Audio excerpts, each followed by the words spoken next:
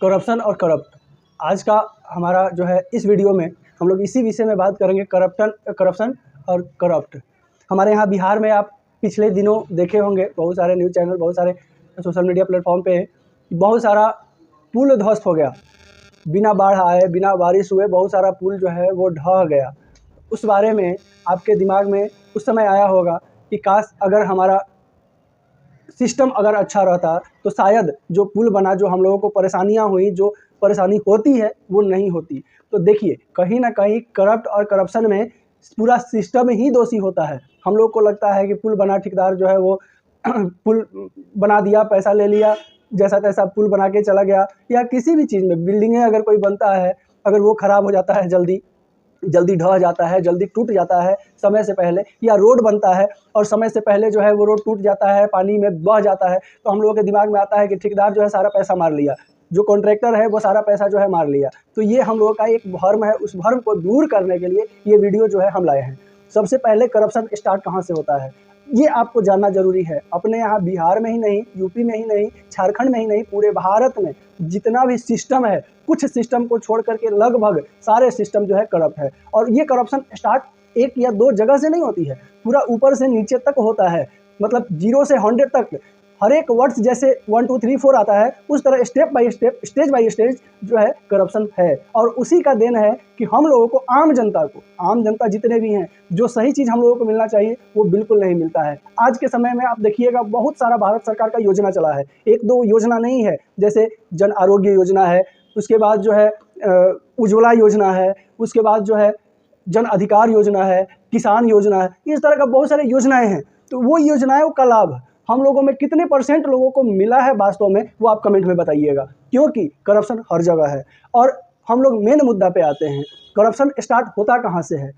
तो सबसे पहले तो अगर कोई ठेकेदार, कोई कॉन्ट्रैक्टर, अगर सपोज दैट रोड बनने का कॉन्ट्रैक्ट किसी को मिला, कोई कॉन्ट्रैक्टर को मिला, किसी कंपनी को मिला, वो टेंडर को डाल दिया। टेंडर को डालने के बाद वो इतना महंगा कॉन्ट्रैक्ट रहता है रोड का कि उसका कोई हिसाब नहीं, आप खुद सोच के देख लीजिएगा।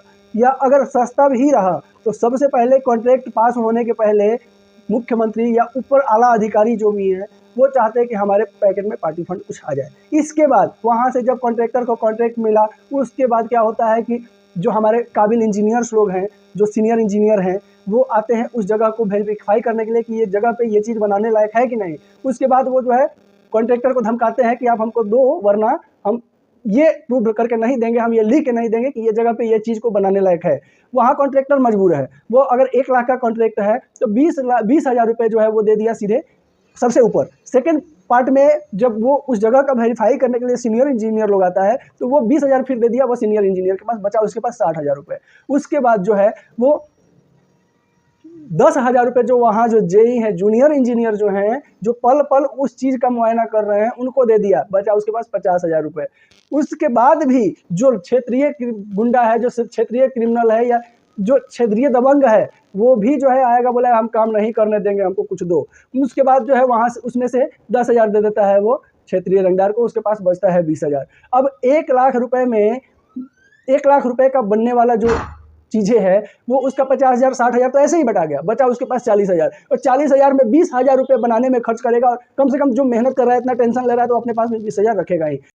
तो खुद सोचिए कि 40, अगर मान लीजिए 1 लाख में 40,000 रुपये उसको देने लेने के बाद बचता है, तो 40,000 रुपये में वो कितने का उस प्रोडक्शन का काम करेगा और कितना खुद अपने पास रखेगा। जो इतना टेंशन लिया, इतना समय बर्बाद किया और इतना झेला, वो खुद कितना रखेगा, कितने का वो जो है बनाएगा। ये सबसे बड़ा इशू है। आप देख लीजिए अपने यहाँ का, अंग्रेज गए भले यहाँ से भारत से, लेकिन अंग्रेजों का बना हुआ एक एक चीज़, चाहे वो पुल हो, चाहे घर हो, या चाहे गोडाउन हो, चाहे जो भी चीज़ें रहा हो, अंग्रेजों का बना हुआ कोई भी चीज़ जो आज भी अजर अमर है, आज भी उसमें रेप भी नहीं लगा है। हमारे यहाँ एक कोइलवर पुल है, कोइलवर पुल जो है अंग्रेज के समय का बना हुआ है, जो प्योर लोहे का बना हुआ है, कहीं कोई सीमेंट गिट्टी वालू का उपयोग उसमें नहीं हुआ है। इसके अलावा बहुत सारा चीज़ें हैं, जैसे पटना गोल घर है, या बहुत कुछ है जो आपको हम बताएंगे तो बहुत लंबा वीडियो हो जाएगा। वो अंग्रेज के समय में सबसे बड़ा चीज़ क्या था, करप्शन नहीं था, कहीं भी घुसखोरी वाली चक्कर नहीं थी, जो भी चीज़ बनता था प्योर बनता था। और अपने यहाँ शायद हमारा बात बहुत लोगों को बुरा लगेगा, क्योंकि बुरा लगने वाली बात है, लेकिन ये कड़वी सच्चाई है।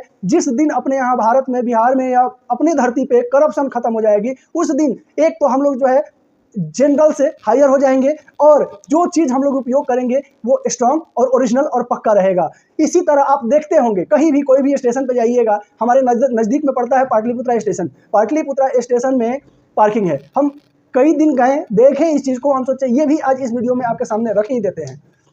हम पाटलिपुत्रा स्टेशन में गए, आपके इर्द गिर्द भी स्टेशन होगा, आप एक बार नज़र उठा के देखिएगा कि ऐसा होता है कि नहीं। पाटलिपुत्रा स्टेशन में जब गए तो वहाँ हर जितने भी ऑटो आती है या व्हीकल्स जो भी जाती है, उन व्हीकल का जो है पार्किंग चार्ज लगता है। पार्किंग चार्ज का वैलिड रहता है 12 घंटे के लिए।